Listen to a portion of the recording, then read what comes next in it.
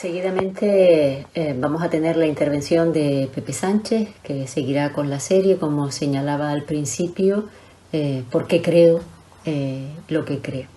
Como decía también antes, estamos muy agradecidos al Señor porque realmente estamos aprendiendo y creo que es una oportunidad importante para poder reflexionar acerca de nuestra fe. Pero también invitamos pues a aquellas personas que nos escuchan, quizás nunca te has planteado si vale la pena creer en Dios, si realmente Dios está ahí, si ese Jesucristo en el que creen los cristianos es alguien a quien valga la pena seguir. Te invitamos a que escuches, que medites, que reflexiones, que consideres pues lo que oigas esta noche, ¿verdad? Acerca de ese por qué creer lo que se cree, y en este caso por qué creemos en Dios, por qué creemos en Jesucristo como Señor y Salvador de nuestras vidas. Te invitamos, como digo, a que simplemente te detengas unos minutos y consideres esta cuestión que es tan trascendente para la vida de todos. Vamos a tener ahora, como digo, esa meditación y vamos a orar por Pepe Sánchez y por lo que vamos a escuchar. Amado y bendito Padre, queremos darte muchas gracias una vez más por este tiempo que estamos compartiendo, Señor, y te pedimos, Padre, que tú nos ayudes a entender lo que vamos a escuchar, Señor, que dispongas nuestra mente, nuestro corazón y nuestras emociones, Señor, para poder considerar atentamente, Señor, eso que vamos a escuchar, como decía. Bendice a Pepe, Señor, y permite que Él pueda contarnos, Señor, con claridad, pues todo aquello que ya tú le has dado antes a Él. En Cristo Jesús te lo pedimos. Amén. En la sesión de hoy vamos a hacer una especie de parada en formato de resumen. Vamos a resumir diferentes ideas que hemos podido plantear, conclusiones y aspectos que hemos visto en estas diferentes sesiones. Cuando comenzamos esta serie partimos del propósito de empezar por algo sencillo, pero que al mismo tiempo fuera de peso, que nos ayudara a cuestionarnos por qué somos cristianos, pero que al mismo tiempo también pudiéramos responder la pregunta contraria, ¿por qué no lo somos? Y es por ello que titulamos esta serie ¿Por qué creemos lo que creemos?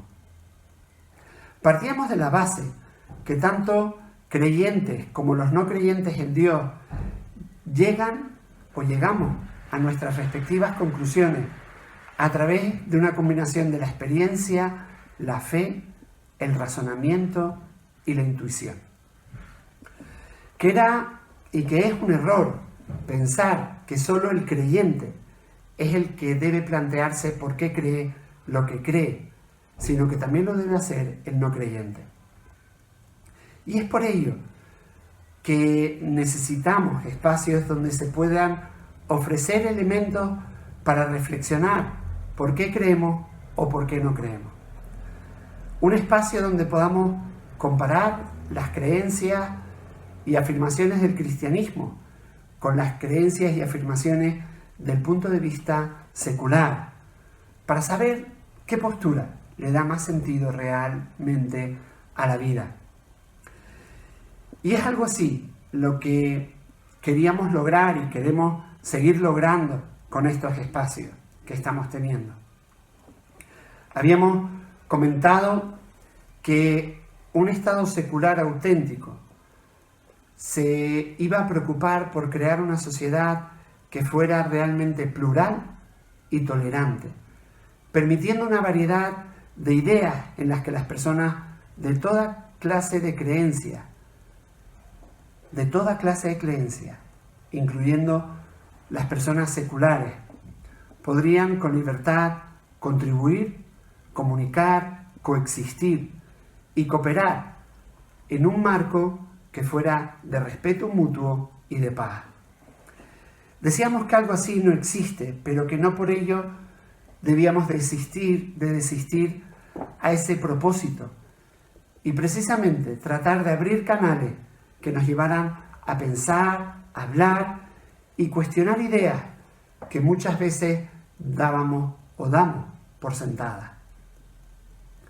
En la segunda sesión habíamos comentado que muchos vaticinaron, por decirlo de alguna manera, que la religión terminaría por desaparecer, como John Lennon en 1966, que dijo lo siguiente: el cristianismo pasará, se desvanecerá y se reducirá. No necesito argumentar sobre eso. Tengo razón y los hechos lo demostrarán. Pues no lo han demostrado, sino todo lo contrario. Según un estudio que recoge Tim Keller en su libro Una fe lógica, afirmaba lo siguiente: creer en Dios tiene sentido para 4 de cada 5 personas en el mundo y continuará siendo así en el futuro inmediato.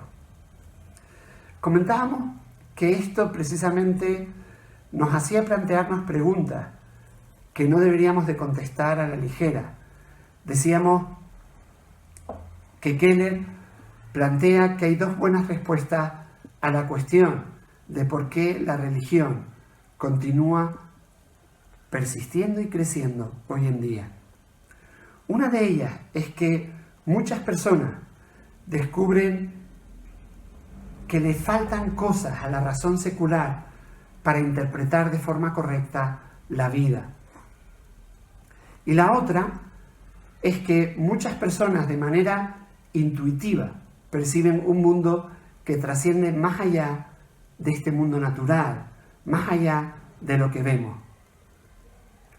Y en ese contexto citábamos a Jürgen Habermas, filósofo y sociólogo alemán, que decía lo siguiente: los ideales de la libertad, la conciencia, moral individual, los derechos humanos y la democracia son el legado directo de la ética judío de la justicia y ética cristiana del amor.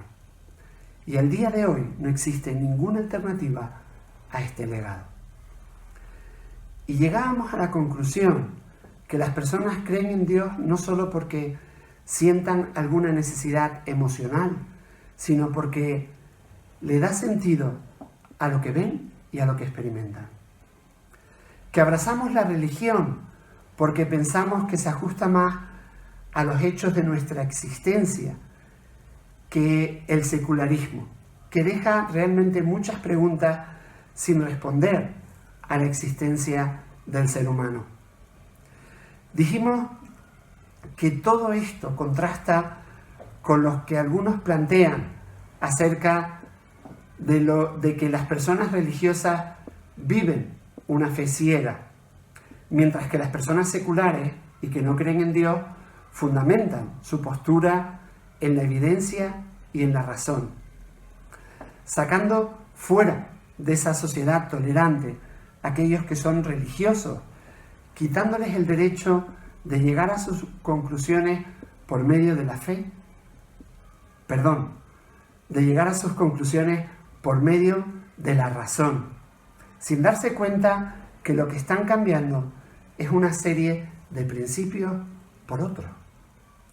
Planteamos que moverse de la religión al secularismo no es tanto una pérdida de fe como un cambio a un nuevo conjunto de valores y a una nueva comunidad de fe, una que traza las líneas entre la verdad y lo que no lo es.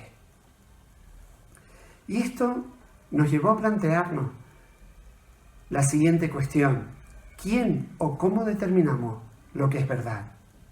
Habíamos razonado que el principio que solo aquello que puedes probar experimentalmente es verdad no era algo que se pudiera sostener racionalmente, ya que, entre otras razones, hay muchos aspectos de nuestra vida que no se pueden probar de esta manera, como lo que creemos sobre la justicia, sobre los derechos humanos, o que las personas sean iguales en dignidad y en valor. Y que actualmente casi todos los pensadores seculares han abandonado este principio como una manera de llegar al conocimiento, y que por tanto era inconsistente, si no falso, aplicarlo únicamente a Dios o a la religión. Nos vamos acordando, nos vamos poniendo un poquito en situación, Dijimos que incluso la afirmación de que la ciencia y aquello que se puede mostrar son los únicos caminos seguros para entender la realidad asume una perspectiva del universo que solo puede conocerse por fe. Que incluso esa afirmación de que la ciencia y aquello que se puede mostrar son los únicos caminos seguros para entender la realidad estaba asumiendo una perspectiva del universo que solo se podía conocer por fe.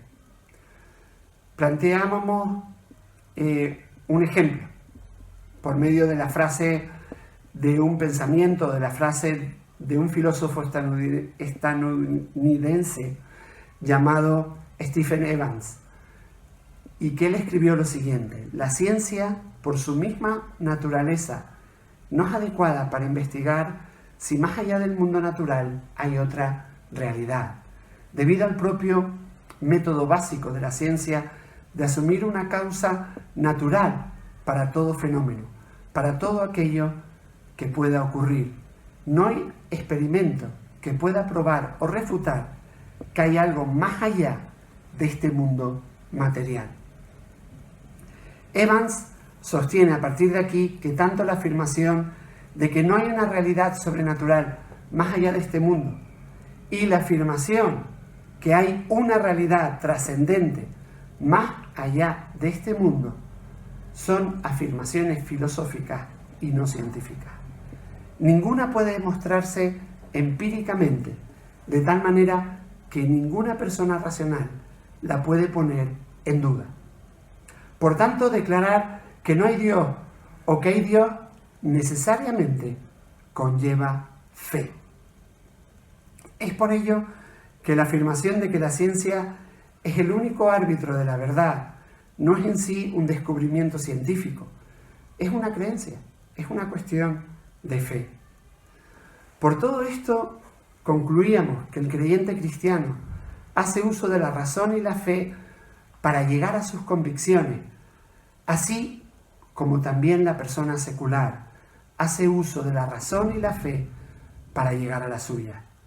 Ambos están mirando las mismas o la misma realidad en la naturaleza y en la vida humana, y ambos están buscando una manera de darle el mejor sentido a las mismas, a través de un proceso que es racional, que es personal, que es intuitivo y social. Y decíamos que la razón no opera sola y que no puede hacerlo. Y a partir de aquí nos planteamos de dónde vienen los valores morales y éticos del secularismo. Y decíamos que ninguno de estos valores o estándares morales humanistas pueden probarse de una forma experimental o empírica, sino que tampoco son una consecuencia lógica de una visión materialista del mundo, que no se desprendían o que no se desprenden de forma lógica del concepto material de nuestro mundo.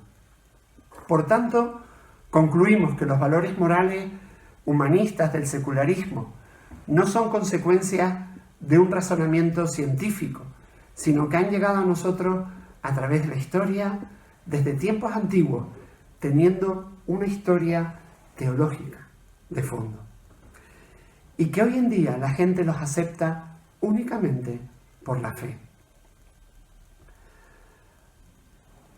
Y en la última sesión concluíamos que entonces las creencias humanistas de casi toda la gente secular deberían reconocerse exactamente como eso, como creencia.